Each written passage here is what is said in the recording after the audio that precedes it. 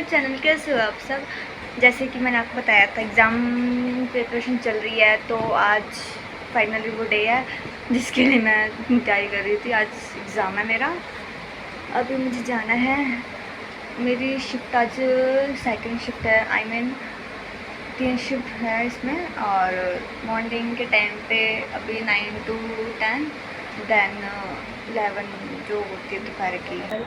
जैसा कि अब आपको पता है मैं तैयारी कर रही थी जिस एग्ज़ाम की, तो वो वाला दिन आ गया है जो कि आज एग्ज़ाम। तो भाई एग्ज़ाम की तैयारी मैंने जैसे करी है ना, मतलब जिस स्टेप से मेरी तैयारी है जितनी है, फुल फोकस लगाना है, अच्छा जाएगा एग्ज़ाम। गॉड एग्ज़ाम देने जा रही हूँ, बट इतना स्ट्रिक्टनेस है ना यहाँ पे, मतलब कुछ पहन के नहीं जाना, इयररिंग्स वगैरह और कुछ भी नहीं डालना। ये देखो मैं कितनी सिंपल हूँ, देखे क्या होगा आपको, कुछ भी नहीं मेरे गले में, कुछ भी नहीं चाहिए, इयररिंग्स वगैरह सारी चीज़ें निकाल के जानी मैंने। तो गाइस मैं आपको अपना एक्सपीरियंस, देन मैं जा रही हूँ कैसे क्या होगा, पूरी फीलिंग शेयर करूँगी मैं आपके साथ, बने रहो।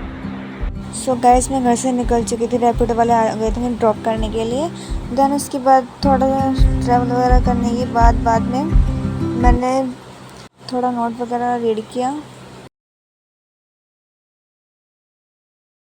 तो गाइस कुछ टाइम बाद मैं अपने स्कूल पहुंच गई थी। स्कूल का रास्ता बहुत ही ख़राब था, हद से ज़्यादा ख़राब था।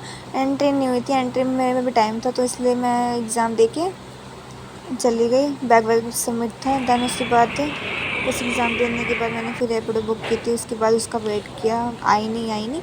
उसके बाद कई देर में जाके आई है। आधे घंटे चलने के बाद मुझे उसका पेट्रोल डलवाना था, फिर उसके लिए खड़े हो गए 15-20 मिनट के लिए। इतनी थकावट हो रही थी अब ज़्यादा। उसके बाद फिर हम फाइनली घर पहुंच चुके हैं। तो भाई घर आ चुके हैं, भूख लग रही बहुत ज़ोरों से, कुछ खाते हैं बाहर चिट्टा माल। चलो गाइस जल्दी से बनाते हैं।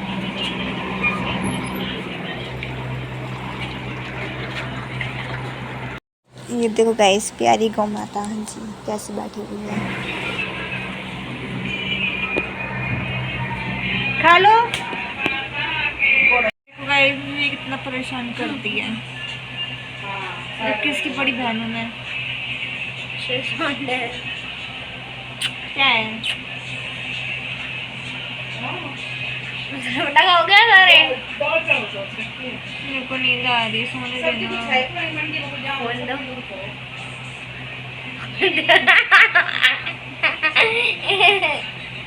थकावट हो गई, सोने दे, सोने देना। तो बस लड़ाई करती है मेरे से, लड़ाई करती है मेरे से। Guys it is your fine. Guys मैं घर पे आ चुकी हूँ, जैसे कि मैंने बताया था। भाई आज का दिन तो मैं बहुत भाई था, इतना थक गई ना, इतना तो ज़्यादा कभी नहीं थकी मैं। आई आने के बाद फ्रेश हुई, चेंज किया और थोड़ी देर सो गई। मैं बताती हूँ वहाँ पे क्या हुआ था बारे में यहाँ से। सो गाइस घर आने के बाद में इतनी थकावट हो गई थी, हिम्मत नहीं थी कि ना एक गिलास पानी का भी उठा लूँ मैं। आई आके सीधे मैं लेट गई, थोड़ा सा रेस्ट किया, पानी वानी वगैरह पिया, फ्रेश वगैरह हुई, देन फिर आराम से बैठ गई। अब ये ना सोते हल्का सा रखती। तो गाइस कैसे लड़ाई कर रही है मेरे से, हट जाना यहाँ से। एक सरप्राइज मेरे को सोना है।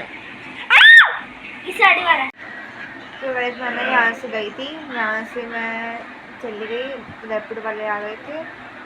मतलब मैं बैठी थी, थोड़ी देर चली, मुझे इतना शूट नहीं कर पाई, बाइक पे थी। आगे इतना ट्रैफिक था ना, इतना ट्रैफिक में क्या बताऊँ बस आपको, पानी वगैरह भरा पड़ता है, बस इस चीज़ की टेंशन थी।